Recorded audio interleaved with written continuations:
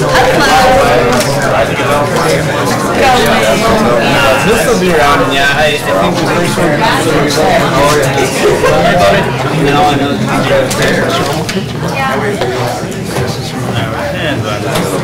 Hey Bob, you want to close that door behind you?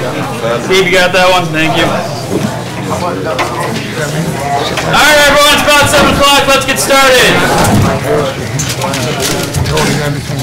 Do you have any new people attending Racing for Recovery for the first time tonight?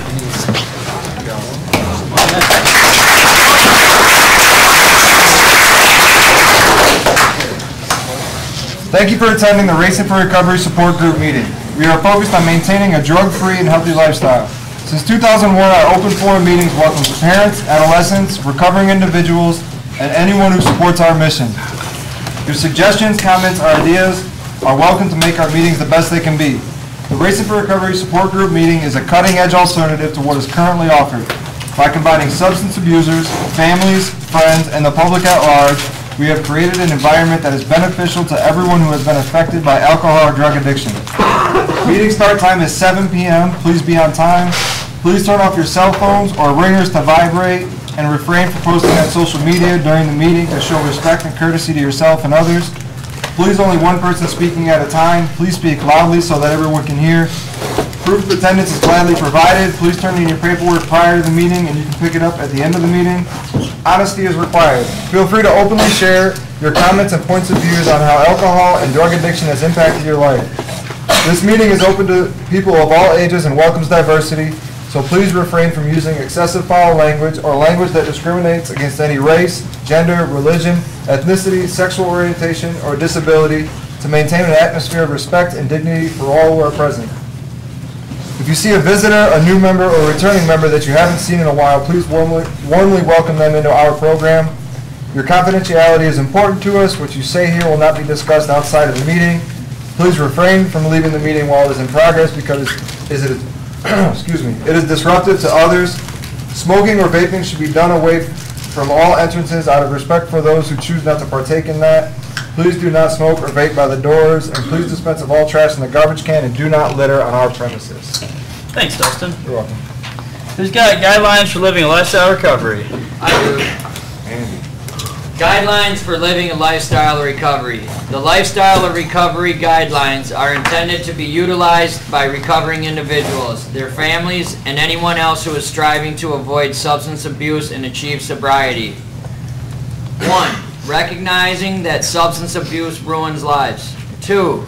Wanting to pursue positive alternatives to substance abuse, such as our education, employment, quality relationships, and health and fitness. 3. Using resources such as family, friends, teachers, and peers as a way to achieve and remain sober. Adding sports, art, or music to these resources will help us stay focused and motivated. 4. Defining balance and working toward making it a part of everyday life.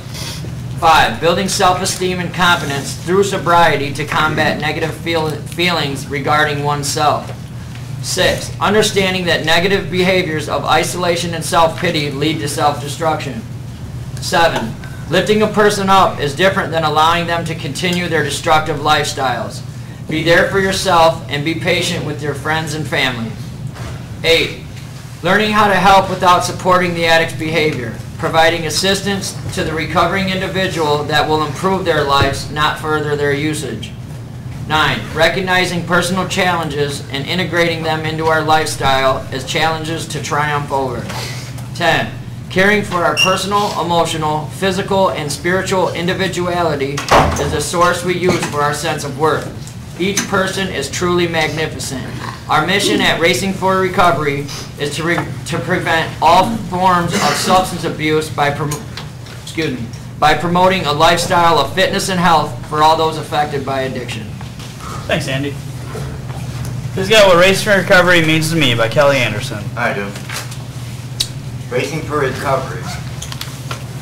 R. Respect yourself enough to quit using. A. Accept the challenges that lie ahead. C. Commit to your recovery. I. Includes friends, family on your journey. N. Never doubt. You will succeed. Give yourself credit. G. Give yourself credit for your accomplishments. F, focus on the positive things you want in life. O, overcome your fears, keep moving forward. R, remember the reasons you are seeking sobriety. R, reach out to others to give and receive support. E, expect holes in the road, choose another road. C, care for your body, you only get one in this lifetime. O, open your hearts, mind, emotion, and spirit. D, victory comes from a balanced lifestyle. E, educate yourself on all aspects of recovery. R, race for recovery saves lives. And Y, you will learn that with sobriety, anything's possible. Thanks, Frank. You're welcome. All right, it's time for introductions, sorry. Here's where we go around the room. You say your name and why you came. You don't have to say you're an addict or an alcoholic. You can't, but it helps you. My name's Dustin. I'm here tonight because it's Monday and I can't think of a better way to start my week. My name's Craig, and I come here to give and receive support. My name's Michael. I just came tonight to see all my friends.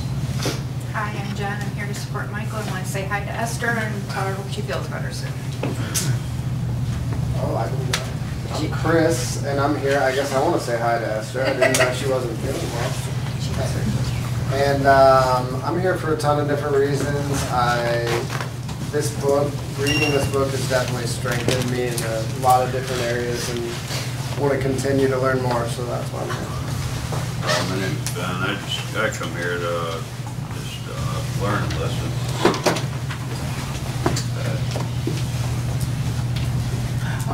I'm Kristen and I'm here for support. I'm Josh. I'm here for consistency, to continue to put my pride aside and listen and learn. I'm JT. I'm here because I need to be here. I'm Marlon. I'm here to learn. I'm Eric, and I'm here because it's just part of the Monday routine, and I thought you might be sporting that David Lee Roth for tonight for the world to see. Almost did. My name's Jeff, and I'm here for support. Hi, I'm Sarah. I come here to learn how to live a better life, with peer support and positivity. Justin, I'm here learning who the sober me is. I'm Ann. I'm here to learn how to live and without drugs. Frank, I'm here at the beginning of the week. It's a good way to get started. And thanks Racing for Recovery for helping me with my sobriety. I'm Michael. I'm here because I love the program. My name's Keith. I like to be around all you positive people and keep learning what I can to further my recovery. I'm Dan. I'm here for inspiration. My name's Chris. I come to Racing for Recovery because this is where the universe has placed me for making some very shitty choices, and I'm learning how to take action to make better ones. I'm David. I'm here tonight to hear other people's perspective on this book, to learn from them, and because this is an awesome book. I'm Jason. I'm here to try to harness this new lifestyle. I'm Steve. I'm an alcoholic. I'm here to listen and learn. I'm Sean. I'm here for support and to learn. I'm Brooks. I come here pretty much for the people. I'm able to gain knowledge from all the people here, support, and strength in my recovery. A lot of good people here. I'm Tara, and I'm here to support Stephen. I'm Faye, and I'm here to also support Stephen. And there's a lot of good things in this book. I'm Cindy. I'm here to get support Stephen, and there's a lot of good things. I'm Brittany. I'm here to stay focused. I'm Bobby. I come because I love learning. I'm Rick. I'm here to stay on the right path. I'm Chris. I come to Racing for the positivity of my peer support. There's a lot of good stuff in the book. I'm Mike. I'm here to maintain balance in my life. I'm Andy, and I keep coming back because this thing works. I'm Patrick, and I'm here because this is part of my routine. I want to be here. This building's full of positivity, and there's a lot of great stuff in this book. My name's Eric. I keep coming back because this is where I find balance, and my second family is here, and there's a lot of good stuff in this book. Hi everybody, I'm Joe. I come to Racing for Recovery because it's given and keeps giving me the tools to live a sober lifestyle. I'm Nate, and I'm here to listen to other people's point of view on this book. I'm Jamie, here to learn. I'm Anthony, here because I met a lot of beautiful people here, and I'd like to gain more knowledge on this book, and I love hearing people's experiences and their positivity. I'm Heather, and I'm here since I had a pretty good milestone happen this weekend, and I want to continue with some motivation. I'm Rob. I'm here to listen and learn because I want to be here, continue a better lifestyle. I'm Sam. I'm here because I choose to be. As everyone else has said, there's a lot of good things in this book, but I haven't been able to make a Monday night meeting in a while, and here to want to come back since I had the opportunity. It's good to see you. I'm Andre. I'm an alcoholic. I'm here to give support and receive support, and I find this building to be a part of my foundation and helping me keep my sobriety. John, I'm here to gain wisdom and to keep improving. I'm Courtney, and I'm here for peer support and to make sure that I keep the balance in my life. I'm Adam. I'm here to be the best man I can be, and Racing for Recovery helps me to do that. And I'm also here to support Joe. Shout out, Joe. I'm Solomon. I'm here to stay on course and learn something new. I'm Carl. I'm here to learn and be accountable. I'm Cindy. I'm here for Carl. I'm Amy. I'm here to support my brother and his friends that I've met, and this has been my Monday routine for quite a while now, and I like it. I'm John. I'm here to bring some positive consistency to my life, and first time I picked up this book, so I'm excited to get into it. I'm Mel. I come for a lot of reasons. I think this weekend it kind of put some things in perspective. I ran into some people at a car show and they said, "Oh wow, you're a lot like your dad," and or I didn't realize how much you're like your dad or whatever. And they always used to say like my dad was like a jack of all trades, master of none. And I kind of like, I want that to be like my sobriety. I don't want to ever feel like I mastered my sobriety. Like I really want to be a jack of all trades when it comes to being sober and using the tools that Racing for Recovery teaches me how to be. Because when I become a master at something, then there's no room for growth or to achieve more. So I just want to keep learning. I'm Kyle. I'm here to maintain my strength and keep going with this positive lifestyle that I'm reinforcing. I'm Matt, and I'm here to learn. I'm Brandy. I'm here to remain teachable and keep the attitude of gratitude. I'm Deanna, and I'm here because these meetings have become an integral part of my sobriety. I'm Frankie. I come here to get support from the friends that I've made through this program and to give as much support as I can possibly give. So. I'm Zach. I'm here to learn.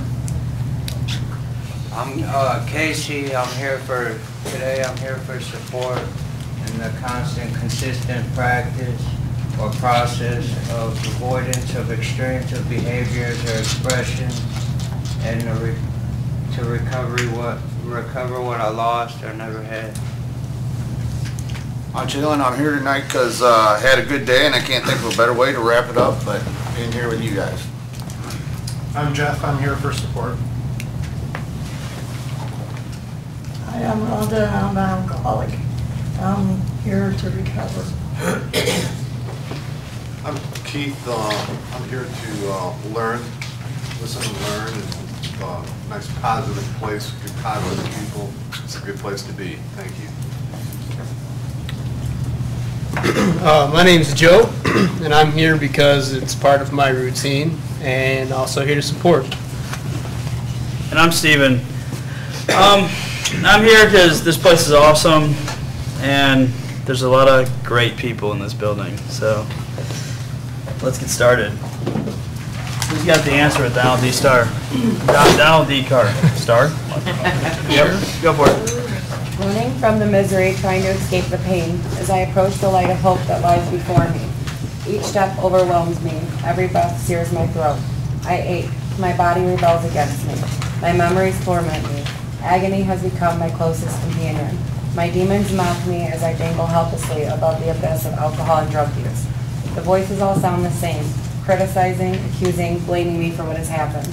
They don't understand. They don't care who I am. I'm a human being full of thoughts and feelings. I'm worth saving. Just show me the way. At last, I reach the light of promise. There stands the answer. Open arms, understanding smiles, look of trust. And so it begins, racing for recovery. Thanks, Brandy.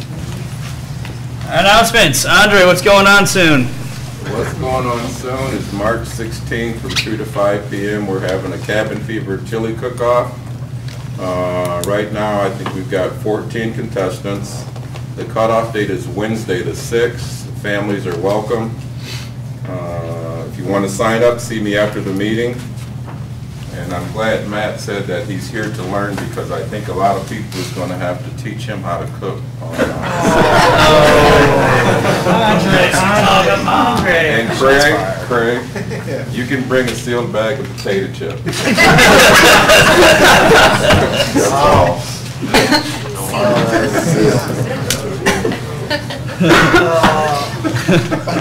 Thank you, Andre.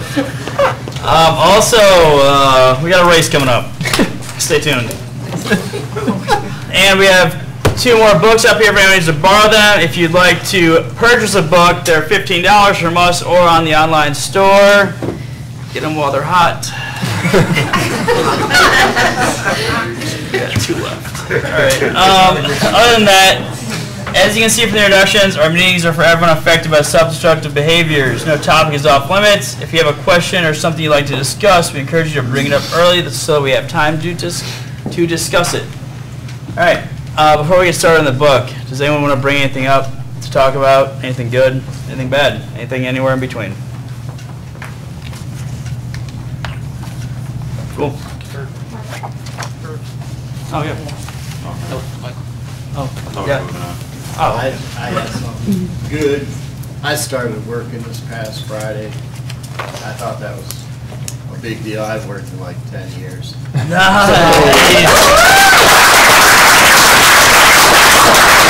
That is awesome, man. Congratulations. Yeah. Cool. Rusty. You want to read? Yeah, we're page 6. What addiction takes away. What addiction takes away. If you want to quit successfully or stick with sobriety, find the courage to admit the addiction has ruined your life, and it's your responsibility. Own it. You think you're alone? You're not. Plenty of people have confronted the guilt, remorse, and despair that come with admitting that they have consciously wrecked their lives. They've all survived. If you're finding that admission too painful, ask yourself the following questions. What has addiction kept me from becoming? How has it kept me from helping others? What has it taken away from me? Addiction consumes you. It changes who you are. I've seen it take away people's passions and hopes. I've seen it prevent from getting an education. I've seen it eviscerate emotionally healthy families. It takes away their love from writing, music, sports, and art. Getting high becomes the most important thing in their lives. Addiction is a future suppressant. I had a kid in my office a while back who had been homeless. When I started talking with him, I found out that he had gone to my old high school and played on the hockey team, just like I had. Like me, he'd been kicked off the team for drugs, in his case, smoking pot. I had asked him what his drug use had cost him, and I can only hope that started him down the long road to asking those tough questions. and more importantly, admitting that his choices were responsible for the wreck he become. Thanks, guys. All right. Like I always say, there's a lot of good stuff in here. Who's got something that they relate to with this? Yes. I've seen a wreck in my own career. It's, you know, I thought I had everything. It was a childhood dream for me to become a fireman, and I made it. And I thought I could, you know, go underneath the radar and get away with these things, smoking pot, doing other drugs as well. Really, it just, I don't know, I guess it shined without even me saying anything. People found out, they knew I was doing it. They never really said anything to help me out. I don't know why. I just don't know if they didn't care or what, but you know, I eventually it caught up to me and I got myself in some trouble, and I figured, you know, I don't think anybody likes being in trouble, but I decided to start coming to Racing for Recovery, and so far it's been a great thing for me. It's taught me a lot of new things. I can't be thankful enough for being able to find Racing for Recovery for the first time and having it be the right place to come. When I could have picked something else, and it could have been like everybody else says, you know, some boring AA meeting where someone kicks the dog, and you know, nobody likes that. So I'm very thankful for what has come my way. I'm very fortunate. I'm glad you're here. John? Yeah, John. When I was in my active addiction, like, I would not take responsibility for anything at all. Everything was everybody else's fault. Once I became sober, the one thing that I didn't expect was like this abundance of clarity to hit me at one time. Emotional clarity, where you really have to process, you know, the mayhem that you left behind you. I've taken a chainsaw to relationships, I've destroyed a lot of things, and it's a big concept for me to think that I went from saying that I wasn't responsible for anything to being responsible for everything, and that was a big step in my life. And it's not going to happen overnight for me. There's still work that I have to do, but it feels good to be able to say, hey, I messed this up, so what can I do moving forward to fix that and repair that damage? That's what I got. That was awesome. Thanks, Thank you. Frank? I like how it started out. It says, if you want to quit successfully or stick with sobriety, find the courage to admit the addiction has ruined your life. It's your responsibility as a whole. I like how, and then under where it says, confront, plenty of us have confronted the guilt, the remorse, and despairs that have ruined our lives and stuff like that. That's, like it says, basically that's the first step, admit. You know, and then seek your support and your help with determination, of course. Thanks, Frank. Cindy? Did you say Cindy? Yeah. Okay.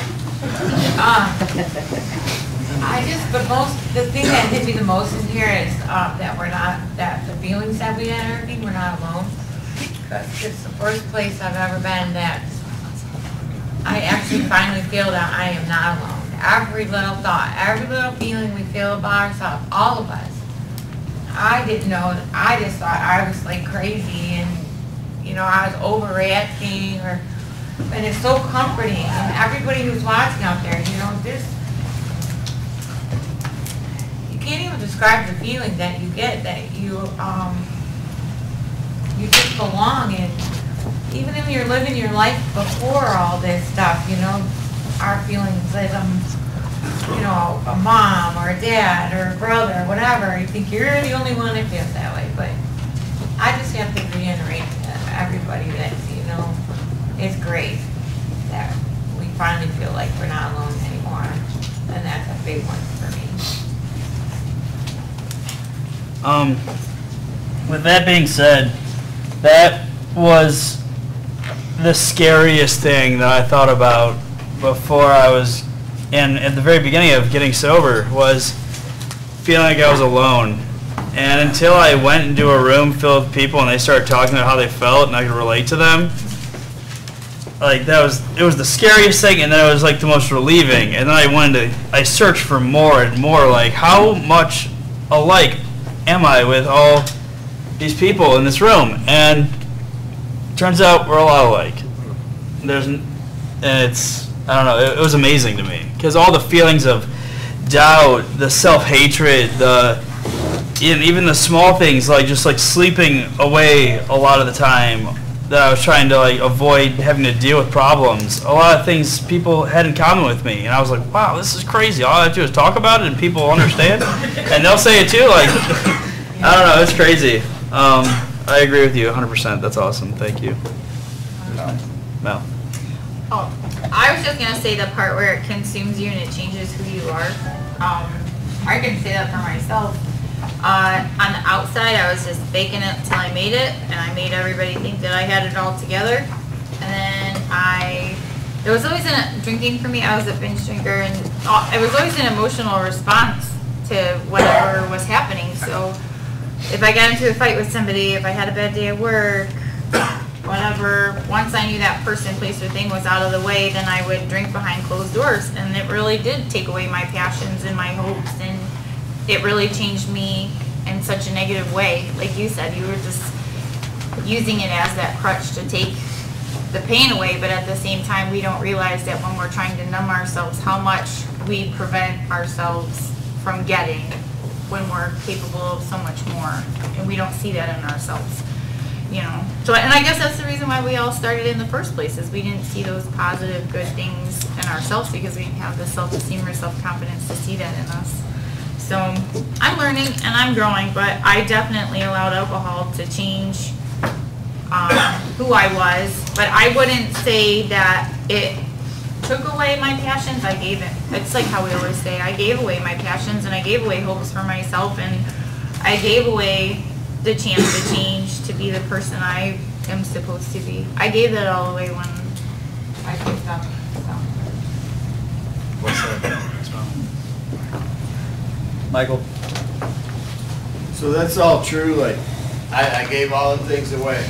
You know, my career, even my kid, and I haven't got all the things back. But you know, I look somewhere in my recovery, things changed from what I gave away and what my life had become to being thankful that I lived that life, because I'm better now. I'm better now than I ever was in my addiction, or if I could remember before my addiction. Like, I'm healing now. Like, I'm healing from childhood traumas, from, you know, trauma that I created in my addiction, and I'm thankful. I'm thankful for my addiction. That sounds crazy, and most people in this room don't look at it that way, but somewhere over the last year, I became very grateful for what I'd been through. And yeah, I haven't got my career back. I probably will never get my CDL back. I don't have a relationship with my son and my brother, but what I've learned in the last year allows me to be okay with that for right now. I know I don't have to use or drink over it, and that's a good feeling, and I feel empowered now. Like, I went to work on Friday because I wanted to, not because I needed enough money to get a bag on Friday, or the rent was 3 weeks behind, or, you know, like, I went to work because I had some extra time, I could use a couple extra bucks, but I didn't have to go to work. You know, I've never lived like this with it. Just with peace, you know. I've never had this kind of relationship with God. I've never had this kind of personal relationship that Jen and I have. I've never had this kind of relationship with my family. So I'm very grateful for what I lived through. I think I learned a lot about humility and empathy and gratitude. Everything, like being on the streets. Most people don't know what it's like to be out there homeless in the weather and, you know, strung out with no place to go, hungry. Like I've been all that, you know, and now I have a lot of empathy for homeless and addicts that are struggling, you know, in my addiction. I didn't care about anything but me. So I'm just really grateful, and I know in that what Todd was getting at in that book is true, and we all feel that way, and we've all lost stuff, and we've all, you know, gave things away throughout our addiction, but it doesn't stay that way. You know, look what Todd Crandall's got now. You know, he would have never had that if it wasn't for his addiction. So I just want to, you know, people out there that are struggling, you might be struggling for a reason. You know, you might really be something great one day. So that's all I got. Yes.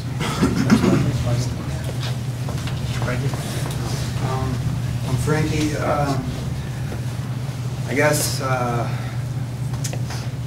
could think back to a time when I got sober for about a year and had everything built up. I had a nice place to call home. I had a nice relationship. I had a good job, but I wasn't working any kind of program. I was just going to work, and you know, I wasn't going to meetings or anything. I was just working, and that was it. And you know, I wasn't being honest with, you know, my girlfriend either. She had no idea that I had an addiction because I hadn't dealt with it, and I didn't want her. I was still self-conscious about it, you know, and it just took one bad, like just a bad day at work, a bad fight with her, and I made a negative decision. And within a week, everything was gone, including the car, and I almost lost my life.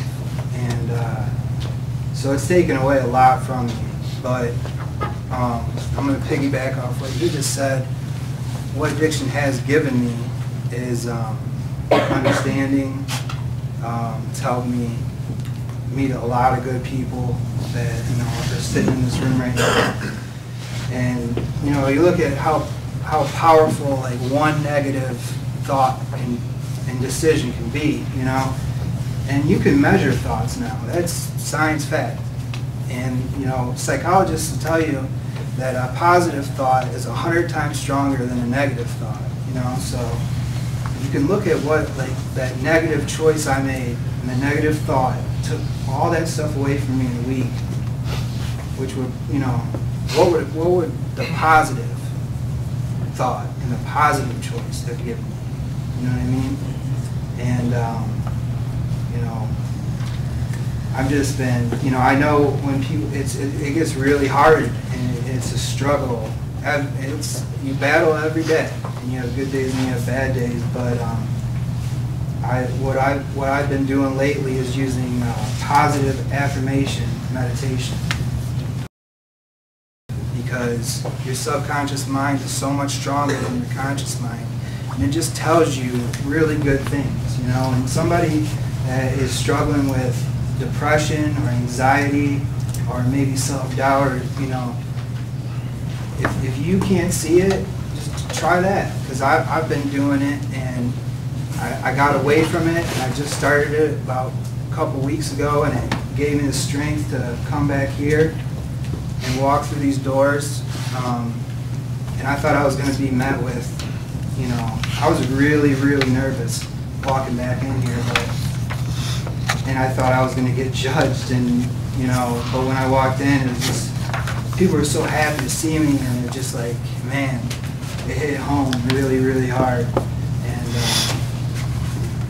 every chance I can get up and back here, so, what's up? Glad you're back, man. Thanks, Frankie. Yeah, what you were just talking about and what Mike was talking about is, I like, to preface this, is I like to write sometimes, and it helps me when I'm struggling, or it helps me when I'm just like going through some tough times. I literally just do it on my phone. I have like the Notepad app, and I just kind of type in there.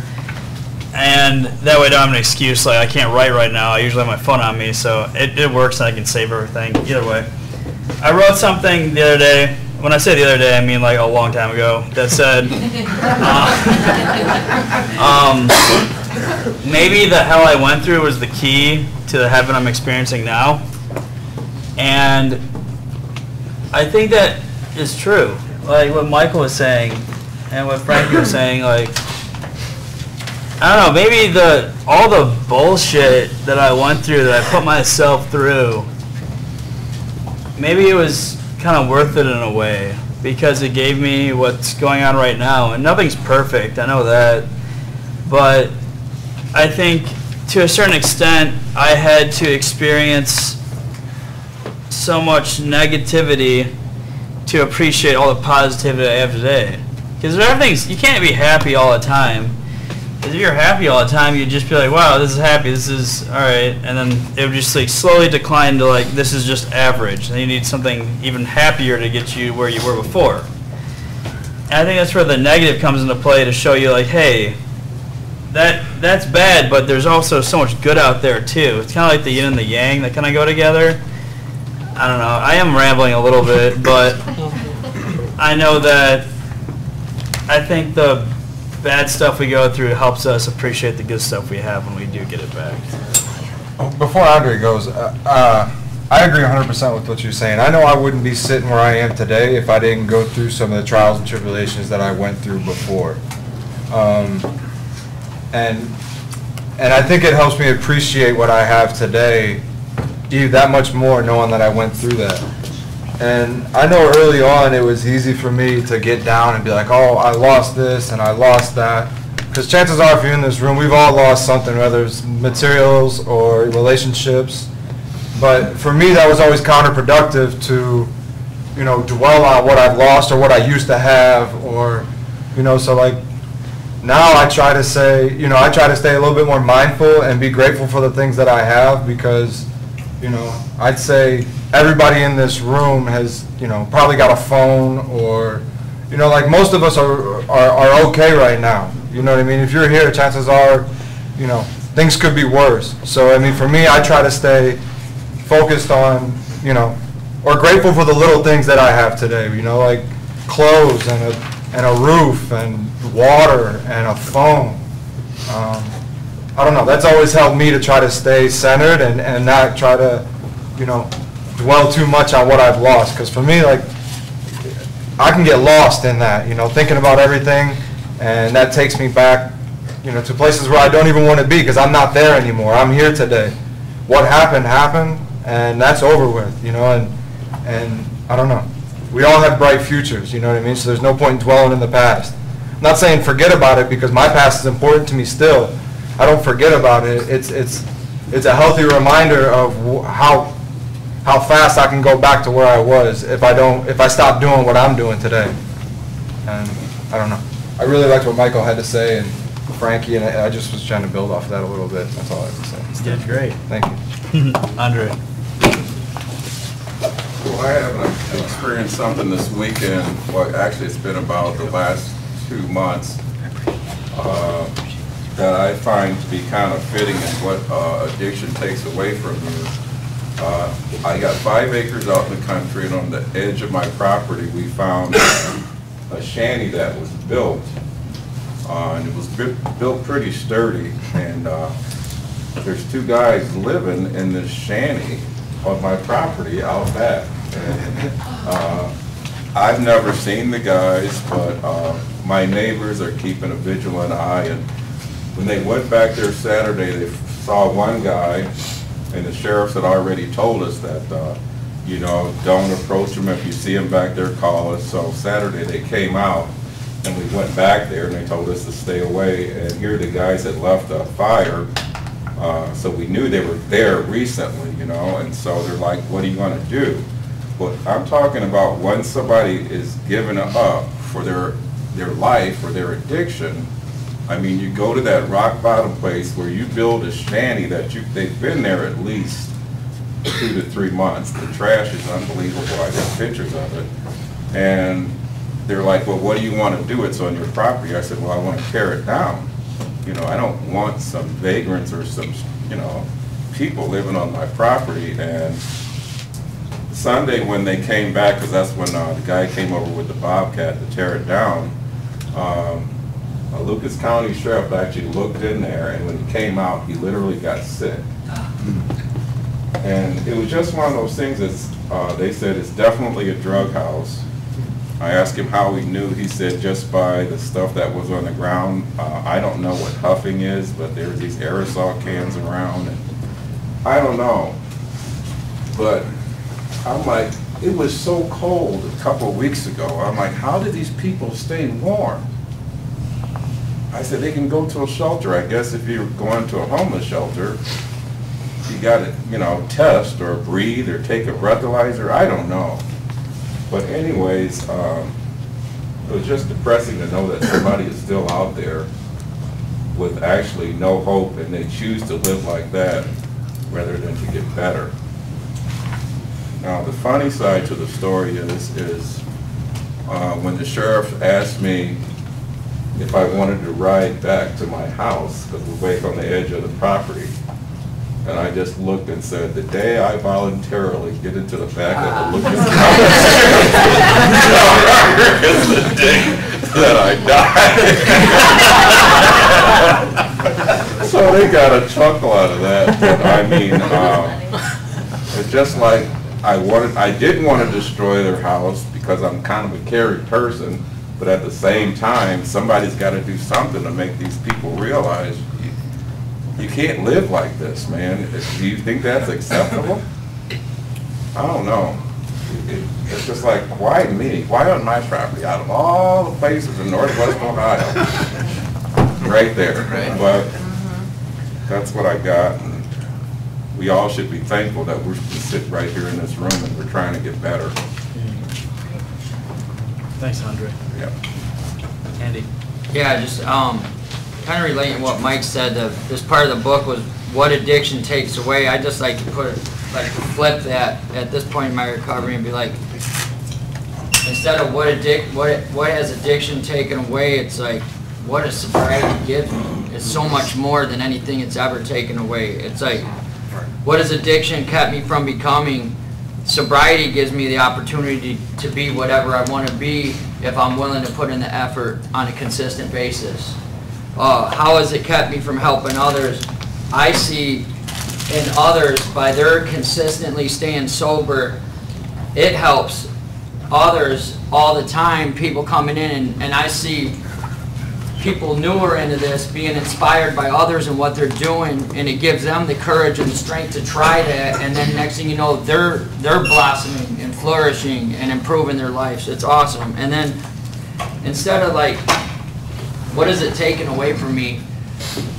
It's like sobriety has given me a sense of self-worth. You know, learning to start to love myself. You know, I see that happen around here. I know that's like a tough word sometimes, you know, love, but people start caring about themselves and they start loving themselves.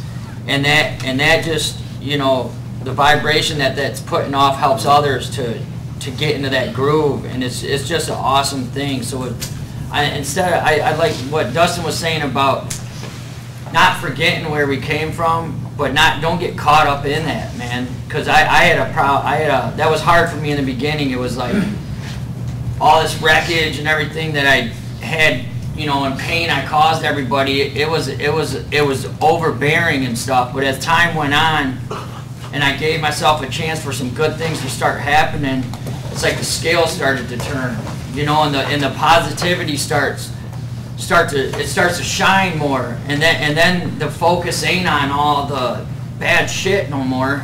It's like you're on the good train, and you're like, let's ride this train. You know what I mean? And then next thing you know, other people are like inspired by other people around here, and they're like, man, I want to feel like that. I want to have that sense of well-being in my walk, in my everyday life, and it's awesome how like positivity is so much more, I don't know the word, contagious than negativity is, because you know negativity can spread quick, but positive just outweighs it all, man. And that's what's the awesome thing about Racing for Recovery, and the thing we have here is because it's like, just get on the good train and ride it.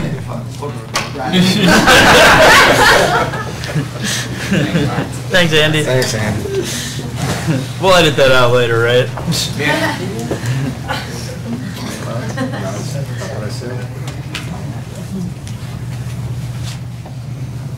Anyone else have anything?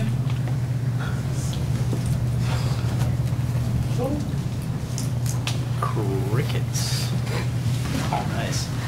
All right, well, we still have some time left, so who wants to pick up reading at Melissa Hall?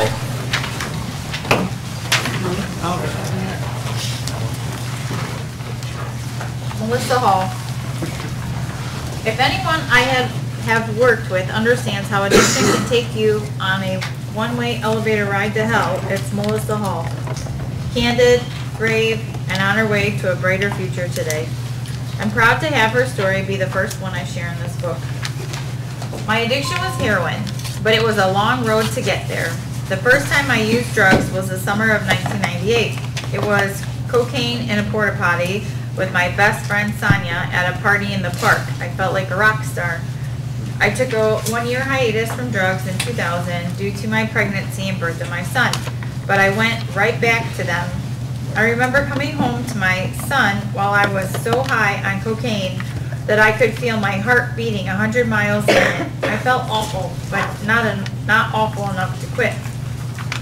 Things started getting really bad in 2003 when Sonia and I discovered how awesome Percocet made us feel. We would buy about 5 a day from a guy named Moneywise. One day when I went to pick up my pills, he told me he only had OxyContin. I thought, why not? Well, it was an instant love affair. The pills were 80 milligrams and cost $40. I soon had a $120 a day habit. When you have a $120 a day habit, you get desperate. I switched to heroin, which was cheaper and better than OxyContin. When my addiction got really bad, I started stealing and got kicked out of my mom's house. I stayed in homeless shelters, park benches, and random addicts' houses. In the summer of 2007, some random guy I met at a convenience store in the ghetto introduced me to crack. We walked to this shed, I took one hit, and that was it for me. I didn't close my eyes for 4 days. I believe that my mental health impacted my addiction. I have battled depression my whole life. I remember hating myself for a long time, looking into the mirror and wishing I had a prettier face, a skinnier waist, whiter teeth, a bigger chest. Using drugs didn't help me to achieve any of these things, but it did help me to forget. Then around 2006, my physical health started to decline. I lost a huge amount of weight until I weighed about 90 pounds. My teeth rotted out. I contracted hepatitis C between 2006 and 2007 from using dirty needles. That's how I came to my prostitution phase. It was incredibly dangerous. I could have been killed 1,000 times. I was robbed twice, raped twice. My goal was simple. Go out, make 20 bucks, and then go back to whatever house I was getting high at, call a dope man, spend that 20. I usually bought crack throughout the day since I only needed enough heroin to make me not sick. This would usually go on for about a week straight. Then I would sleep for about 12 hours and start all over again. I had many terrifying experiences. The first night that I had nowhere to go, I was frightened. It was too late to go to the homeless shelter, and no one I knew would let me in their house because they knew I would steal from them. To get warm, I went inside this abandoned van parked in a field. There was visible black mold in the van. I stayed there shivering until sunrise. Another night, I got picked up by 5 Mexican guys who spoke not a word of English.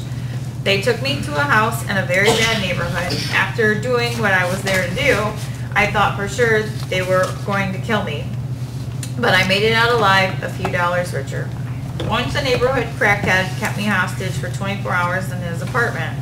He had a knife and threatened to stab me several times because the crack had made him paranoid. He thought I was the FBI and that my necklace was a camera and I had microphones in my hair. What made me decide to get help was a strong feeling that my life was over. I know that if I had been out on the street a couple more days, I would have been dead. I heard about Todd Crandall from a friend of my dad's. My recovery program became going to Racing for Recovery meetings on a daily basis. I had to win back the trust of my friends and loved ones. I had to show everybody in my life that I was serious about quitting. I had to give them proof instead of saying, I'm going to do this. But a lot of my family does not have full trust. To this day, my son still has fear. When I was using, I sold his PlayStation for money to buy drugs. I chose drugs over him. It's difficult for him to know that I will always be there. That's something I'm still working on. But my life is unbelievable today. Sometimes I have to pinch myself. It's amazing how much easier life can be when you are not getting in your own way. I have my own place for the first time in my life. I have a driver's license and a car that I own outright. I have awesome relationships. I go to bed every night and count my blessings. I share my story with people who need to hear it. Sometimes you feel like you are the only person in the world who feels like you feel. And the best feeling in the world is knowing that someone else feels or has felt the same way. I love to give people hope. I'm working on my bachelor's in social work so I can help even further. And I got my teeth fixed. Thanks, Mel. All right, the only reason I didn't want to break that story up because, I mean, the first part was kind of depressing and then the very end it tied together with a positive note. So I didn't want to like break it off halfway through and have it be depressing and then talk about depressing stuff for the rest of the night. So, with that being said, who felt something from that story? Who wants to talk about it? Brandy? I just like when she said it amazed her how she felt when she wasn't getting in her own way, because I feel like a lot of us are our own worst enemies. I definitely get in my own way, and sometimes even when things are going good, I stop it because I get nervous, you know, so I'm definitely bad at that, and so I can relate to a lot of Cool. Thanks, Brandy. John? Exactly what Randy said. That one sentence caught me. It's so much easier when you're getting out of your own way, when you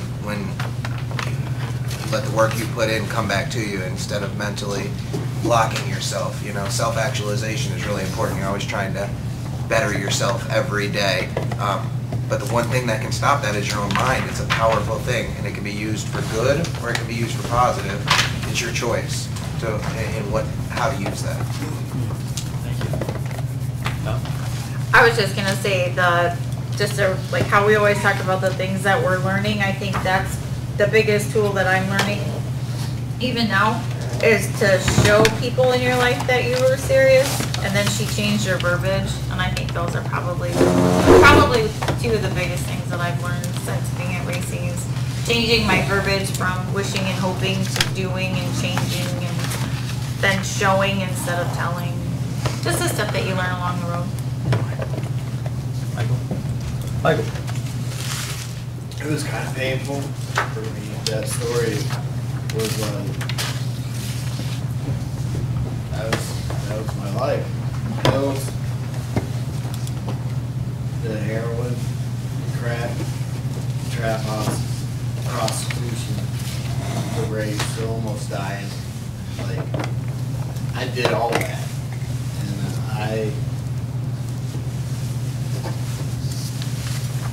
And that's hard for me to relive that part of my life. I like the happy ending, and it's good. I mean, right down to with the deal with their son.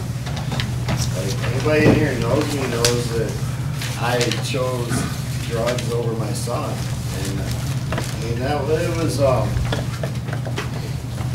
not the first time I had read that story or heard that story, and probably not the last, but I'd say it was one of the most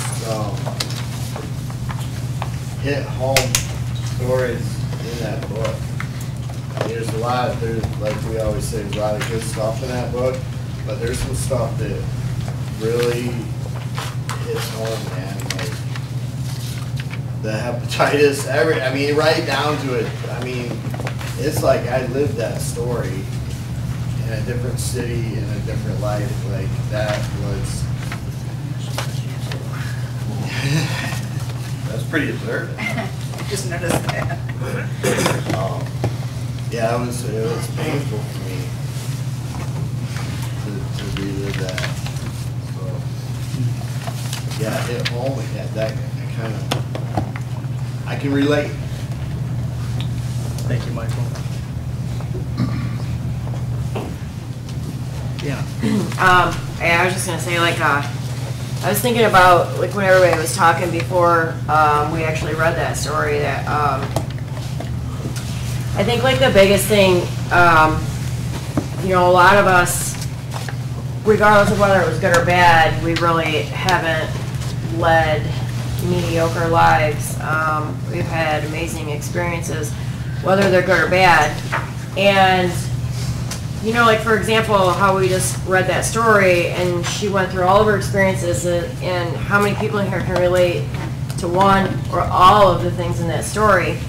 And so just by her sharing that in this book, you know, probably helped a lot of people in this room. I know it helped me because, you know, I have lived through a lot of the same stuff she has, and came out on the other side. And, you know, and I'm living a positive life now, and I don't let that stuff define who I am now.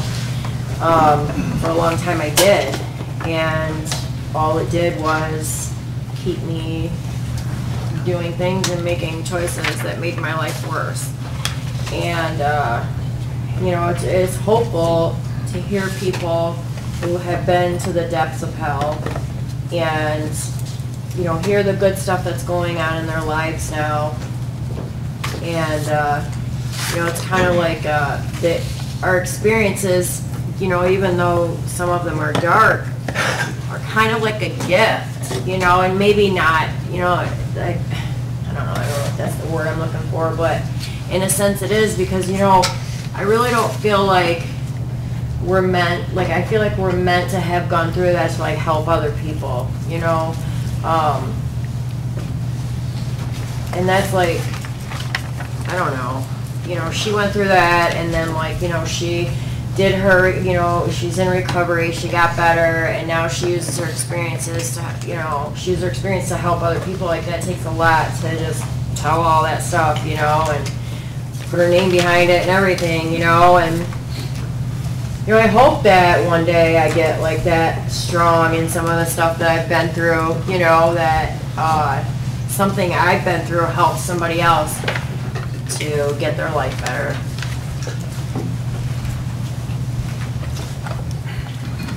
Thank you, Deanna. I'll add to it. Oh, go for it. And I got my teeth fixed. Yeah! I was waiting for you to say something about that. Right down to that. I know, that's awesome. I really like how it says, where is it? Wait a minute. Alright, I'll just paraphrase it because I know it's in there.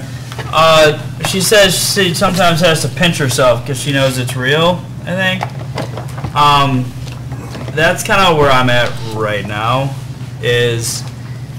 and even Matt, who works here too, he said the other day too, he's like, I have to pinch myself to make sure this is still real, because once you figure it out, and not everyone like figures it out for sure, but once you like figure out what's going on with you, and you want to make a positive change in your life, you start feeling that overwhelming feeling of maybe this could be fake and I could wake up and this is all dreaming, but then you realize it's actually reality and it's all good.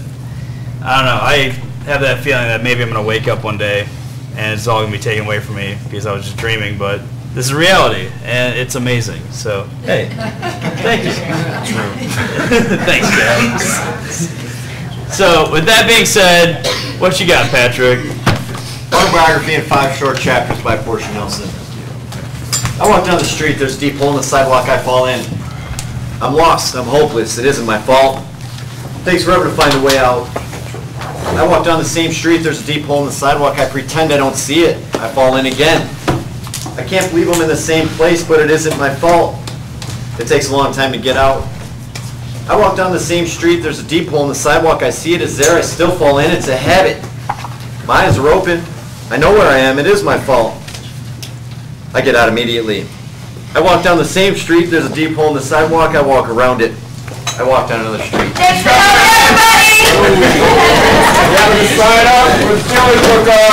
don't forget to return your books up front. Have a good night, everybody.